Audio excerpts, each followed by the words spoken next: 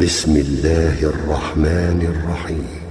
أرأيت الذي يكذب بالدين فذلك الذي يدع اليتيم ولا يحض على طعام المسكين فويل للمصلين الذين هم عن صلاتهم ساهون الذين